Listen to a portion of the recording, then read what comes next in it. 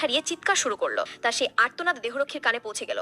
খুব দ্রুত সে তাড়া করে ফেললো। আতঙ্কি খুনিরা গাড়ির গতি বাড়িয়ে 300 কিলোমিটার পর্যন্ত নিয়ে গেল। কিন্তু জাদুকরী ক্ষমতা সম্পন্ন সেই দেহরক্ষীর কাছে এটা কোনো ব্যাপারই ছিল না। মাত্র কয়েক মিনিটের মধ্যেই সে গাড়ি থামিয়ে দিল। খুনিরা এবার সত্যিই ফেসে গেল।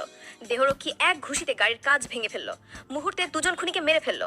ড্রাইভার গাড়ি চালিয়ে পালাতে চাইলে সে গাড়িটাই এক হাতে তুলে ফেললো এবং ড্রাইভারকে টেনে বের করে মাটিতে ছুড়ে দিল। কিন্তু এই দেহরক্ষী আদতে কোনো সাধারণ মানুষ নয়। 50 বছর আগে মেয়েটির দাদি এক পাহাড়ের মন্দিরে প্রতিজ্ঞা করেছিলেন যে যদি দেবতা তাদের পরিবারকে রক্ষা করেন তবে তিনি 20 বছরের আয়ু উৎসর্গ করবেন। সেই প্রতিজ্ঞার ফলে এই অলৌকিক দেহরক্ষীর জন্ম। চুক্তি ছিল সে 3 বার বিপদের সময় মেয়েটিকে বাঁচাবে। এরপর মেয়েটির গলার তাবিজ নিয়ে চুক্তি শেষ হবে। কিন্তু যখন সে তৃতীয়বার মেয়েটিকে বাঁচালো এবং তাবিজ নিতে চাইলো, মেয়েটি ভুল করে ভাবলো দেহরক্ষী প্রতারণা করে তাবিজ নিতে চাইছে। তাদের ঝগড়ার মাঝেই তাবিজ হঠাৎ ভেঙে দুভাগ হয়ে দুজনের শরীরে মিশে গেল। দেহরক্ষী ভেবেছিল এটাই চুক্তির শেষ, কিন্তু 3 মিটারের বেশি দূরে যেতেই তার শরীর আগুনে পুড়ে উঠলো এবং সে আবার মেয়েটির সামনে ফিরে এলো। তখনই বুঝলো আসলে দাদি তাকে ফাঁকি দিয়েছেন।